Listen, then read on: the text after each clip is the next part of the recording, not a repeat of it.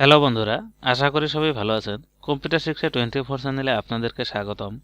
আজকের ভিডিওতে আমি আলোচনা করব অ্যাডব ফটোশপ থেকে কিভাবে আমরা খুব সহজেই ব্ল্যাক এন্ড হোয়াইট ফটো তৈরি করতে পারি ওইটা নিয়ে।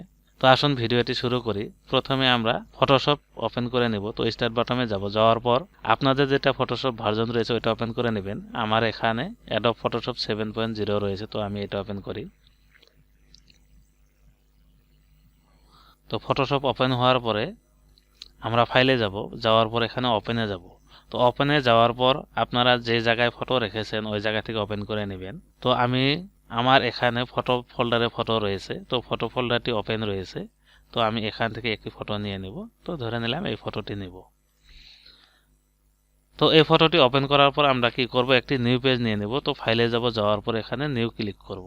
তো নিউ পেজ নেওয়ার সময় আমরা এখানে পেজটির হাইট এবং ওয়াইড এগুলো চেঞ্জ করে নিতে পারবো। তারপর রেজলিউশন রয়েছে, তারপর এখানে দেখেন মোড রয়েছে, তারপর কন্টেন্ট রয়েছে। তো এখানে হোয়াইট, ব্যাকগ্রাউন্ড, ট্রান্সপারেন্ট ইত্যাদি রয়েছে। তো আমরা যদি পেজটি কালারিং করতে চাই তো ব্যাকগ্রাউন্ড কালারে যাব, আর যদি পেজটি হোয়াইট করতে চাই তাহলে হোয়াইটে যাব। তো হোয়াইট ক্লিক রয়েছে অলরেডি, তো আমরা পেজটি হোয়াইট নিব। তারপর এখানে আমরা ব্ল্যাক অ্যান্ড হোয়াইট ফটো বানাবো। তো এখানে মোড আমরা কি করব, গ্রে স্কেল করে দিব। তারপর ওকে ক্লিক করব। তো নিউ পেজ ওপেন হয়ে গেল। এবার আমরা কি করব, এই পেজটি রাইট সাইডে একটু সরিয়ে নিব। তারপর আমরা এই ফটোটি নিউ পেজে নিয়ে আসব। তো এখানে সিলেক্ট টুলে যাব। সিলেক্ট টুল রাইট ক্লিক করার পর দেখেন রেক্ট্যাঙ্গেল সিলেক্ট রয়েছে এবং রাউন্ড সিলেক্ট রয়েছে, ইলিপ্স। তো আমরা যদি রাউন্ড করে আনতে চাই তাহলে ইলিপ টাইপিক্যাল মার্কুই টুল এটা নেব। আর যদি রেক্ট্যাঙ্গেল ভাবে সিলেক্ট করতে চাই তাহলে উপরেরটা নেব। তো ধরে নিলাম রেক্ট্যাঙ্গেল সিলেক্ট করব। এবার এখানে আমরা ফটোটা সিলেক্ট করে নেব কতটুকু নেব। তো সিলেক্ট করার পর এখানে মুভস টুলে ক্লিক করব। মুভস টুলে ক্লিক করার পর ফটোটা ক্লিক করে ধরে টেনে নিউ পেজে নিয়ে যাব। তো দেখেন ব্ল্যাক এন্ড হোয়াইট হয়ে গেছে। তারপর যদি রাউন্ড করে আনতে চাই তো তাহলে আমরা সিলেক্ট টুলে রাইট ক্লিক করব, তারপরে ইলিপ টাইপিক্যাল মার্কুই টুল ওটা ক্লিক করব। এবার এই সিলেক্টটা আমরা নাইকিয়া করে নেব, রাইট ক্লিক করে ডিসিলেক্ট করে দেব। তারপর আমরা এবার ক্লিক করে ধরে এইভাবে সিলেক্ট করব।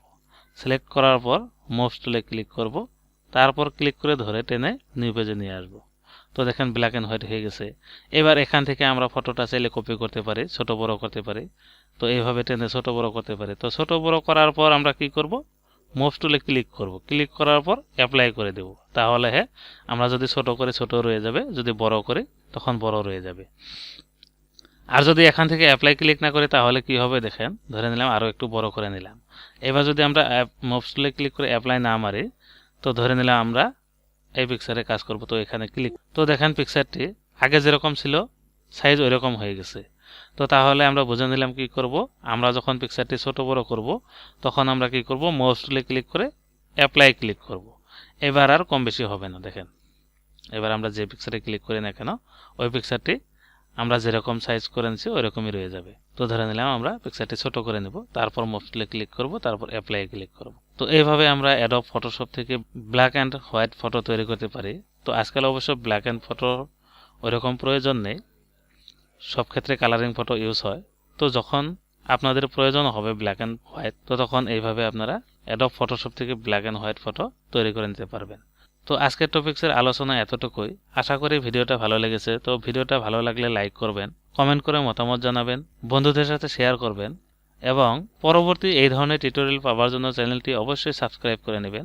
আর পাশে থাকা বেল বাটনটি প্রেস করে ওখানে অল প্রেস করে রাখবেন পরবর্তী ভিডিও নোটিফিকেশন সবার আগে পাওয়ার জন্য।